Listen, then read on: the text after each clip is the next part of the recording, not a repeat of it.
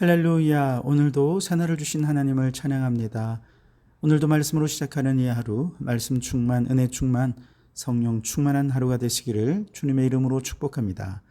자, 오늘은 로마서 15장 14절에서 19절까지 말씀을 봉독해 드리겠습니다. 하나님의 말씀을 경청하시기 바랍니다. 내 형제들아, 너희가 스스로 선함이 가득하고 모든 지식이 차서 능히 서로 권하는 자임을 나도 확신하노라. 그러나 내가 너희로 다시 생각나게 하려고 하나님께서 내게 주신 은혜로 말미암아 더욱 담대히 대략 너희에게 썼노니, 이 은혜는 곧 나로 이방인을 위하여 그리스도 예수의 일꾼 되어 하나님의 복음의 제사장 직분을 하게 하사 이방인을 제물로 드리는 것이 성령 안에서 거룩하게 되어 받으실 만하게 하려 하심이라. 그러므로 내가 그리스도 예수 안에서 하나님의 이 일에 대하여 자랑하는 것이 있거니와 그리스도께서 이방인들을 순종하게 하기 위하여 나를 통하여 역사하신 것 외에는 내가 감히 말하지 아니하노라. 그 일은 말과 행위로 표적과 기사의 능력으로 성령의 능력으로 이루어졌으며, 그리하여 내가 예루살렘으로부터 두루 행하여 일루리곤까지 그리스도의 복음을 편만하게 전하였노라. 아멘. 오늘도 이 말씀을 통해 우리에게 주신 하나님의 음성을 듣게 되길 바랍니다. 자, 오늘 앞부분까지는 이제 서론과 본론까지 다 마무리가 됩니다. 15장 14절부터 마지막 장까지는 이제 이 로마서의 결론부에 해당하는 내용이지요. 우선 14절에서는 바울이 로마 교회 성도들을 칭찬하며 말하지요. 내 형제들아, 너희가 스스로 선함이 가득하고 모든 지식이 차서 능히 서로 권하는 자임을 나도 확신하노라 그랬습니다. 자, 로마 교회 성도들은 선함이 가득했고 지식이 충만해서 서로 권면할 정도로 성숙한 공동체였다라고 칭찬합니다. 자, 로마 교회 안에는 믿음이 강한 사람도 있고 약한 사람도 있었죠. 그런 상황에서 믿음이 강한 사람이 믿음이 약한 사람을 바른 신앙의 길로 인도하도록 하기 위해 넓은 마음을 품고 그들을 받아주면서, 특히 믿음이 강한 자가 믿음이 약한 자를 담당해주고 그러면서 그들을 말씀으로 권면해 가야 할 텐데요. 그런데 믿음이 강한 사람이 믿음이 약한 사람들을 품어주고 그 약점을 담당하며 권면하기 위해서는 두 가지 요건을 반드시 갖추어야 했습니다. 그것이 바로 선함과 지식입니다. 선함이 가득해야 되고 지식이 충만해야 됩니다. 이 두 요소가 바른 권면과 그릇된 권면을 구별하는 필터가 되는 것이죠. 우선 믿음이 연약한 사람들을 이끌어주는 사람이 되려면 모든 지식이 충만한 자가 되어야 합니다. 여기서 지식은 뭐냐? 세상의 지식을 말하는 게 아니겠죠. 모든 상황에서 하나님의 말씀의 지식대로 권면하며 바른 길로 인도해 줄 수 있을 만큼 말씀에 대한 지식을 가진 자가 되어야 한다는 것입니다. 어떤 분들은 교회 안에서도요, 권면하라 그러면 내가 인생을 살아보니 자신의 인생 경험을 얘기합니다. 그러나 이런 인생 경험 귀중하지 않다는 것은 아니지만 교회 안에서가 아니라 교회 밖에서 어디서도 사실 그런 경험은 들을 수 있잖아요. 그런 인생 경험이 믿음이 연약한 자를 진리 가운데 인도할 수 없습니다. 믿음이 연약한 성도를 이끌어 주려면 말씀의 지식으로 충만해야 합니다. 바울은 골로새서 3장 16절에서 이렇게 말합니다. 그리스도의 말씀이 너희 속에 풍성히 거하여 모든 지혜로 피차 권면하라 그랬습니다. 그리스도의 말씀이 충만한 사람이 바로 그 말씀의 지혜로 권면하여 바른 길로 이끌어 줄 수 있다는 것이지요. 두 번째로 선함인데요. 이 선하다는 얘기는 그냥 착하다는 뜻이 아닙니다. 말씀에 근거해서 하나님의 뜻을 분별하고 하나님의 선하신 뜻대로 살아가는 것, 이것을 선하다라고 말하는 것이죠. 로마 교회는 그런 면에서 성경에 나타난 주의 명령을 지키고 하나님의 뜻을 이루기 위해 서로 사랑하고 남을 나보다 더 낫게 여기고 선대할 줄 아는 그런 교회였던 것이죠. 이처럼 말씀의 지식이 충만하고 그 말씀에 근거하여 선한 삶을 살아낼 수 있는 사람을 믿음이 강한 자라 그렇게 얘기하고, 바로 믿음이 강한 자의 말씀과 삶이 일치하는 그 모습이 믿음이 연약한 자에게 모범이 됩니다.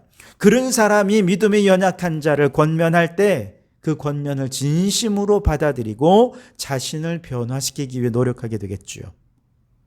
그런데 로마 교회 성도들을 보니까 바로 이 선함과 지식이 가득한 거예요.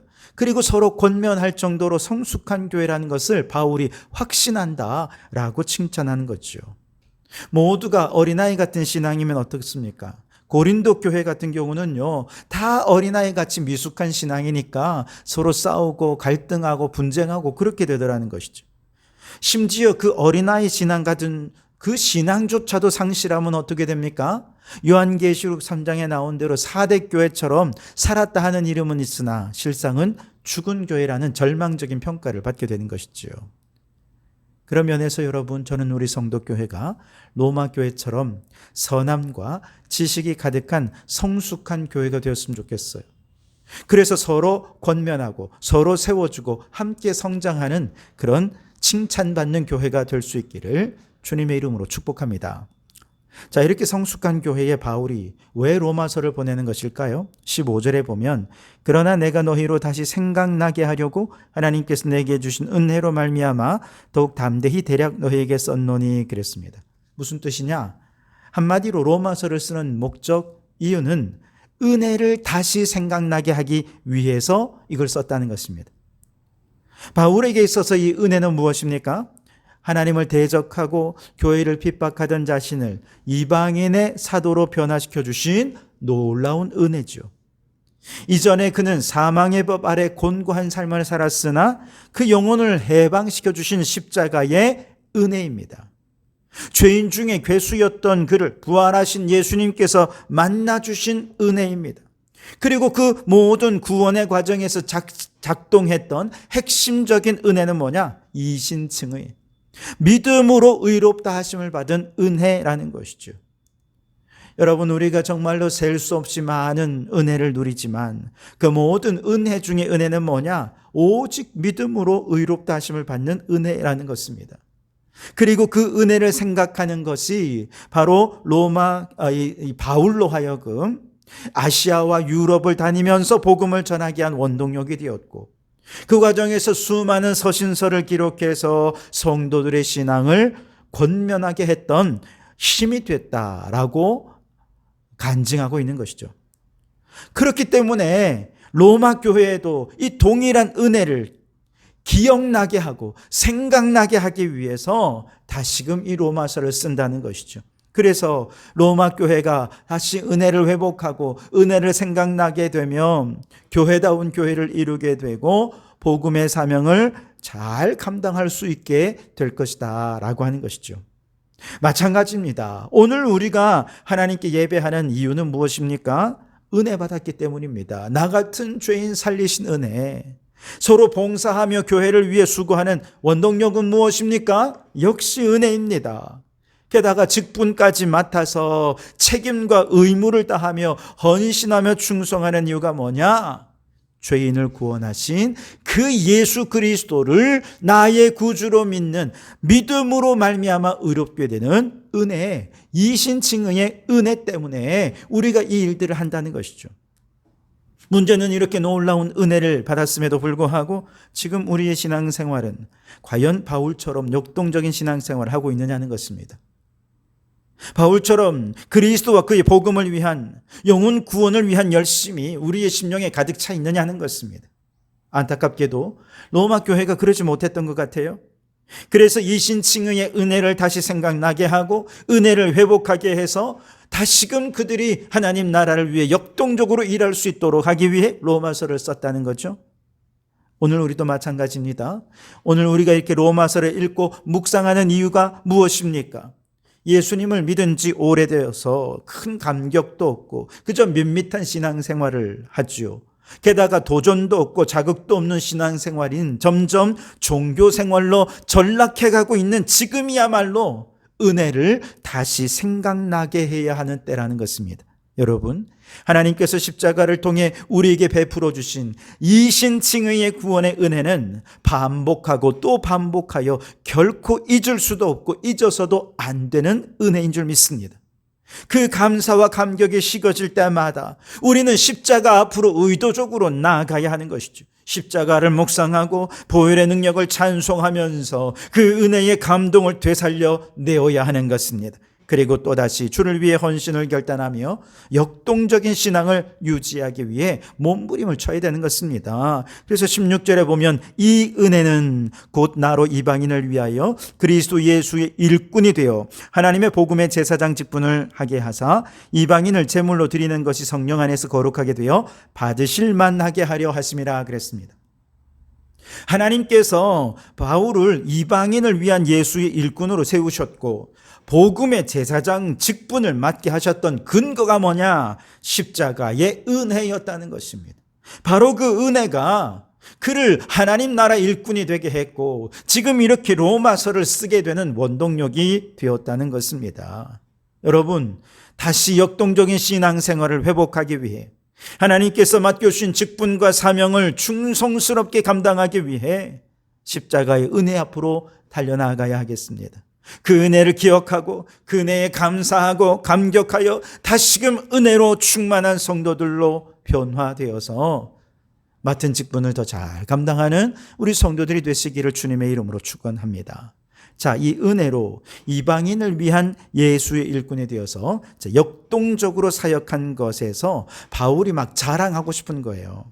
근데 여기서 자랑하고 싶은 것은 자신이 내가 이렇게 열심히 했다, 이렇게 능력을 나타내었다, 그걸 자랑하고 싶은 게 아니라 하나님께서, 그리스도께서 나 같은 자를 통해서 이 일들을 이루셨다, 하나님이 행하신 일을 자랑하고 싶은 거예요. 17절 18절에 그러므로 내가 그리스도 예수 안에서 하나님의 일에 대하여 자랑하는 것이 있거니와 그리스도께서 이방인을 순종하게 하시려고 나를 통하여 역사하신 것 외에는 내가 감히 말하지 아니하노라. 그 일은 말과 행위로 표적과 기사의 능력으로 성령의 능력으로 이루어졌다. 그렇게 말씀하시죠. 바울의 유일한 자랑은 그리스도께서 자신을 통해 역사하셨던 것, 그것도 성령의 능력으로 행하신 이 한 가지 외에는 아무것도 자랑할 것이 없다는 거예요. 하나님께서 나 같은 자도 들어 사용해 주셨다, 그러니 당신들도 들어 사용하실 것이다 라고 자랑하면서 또 그들도 희망을 더해 주는 것이죠.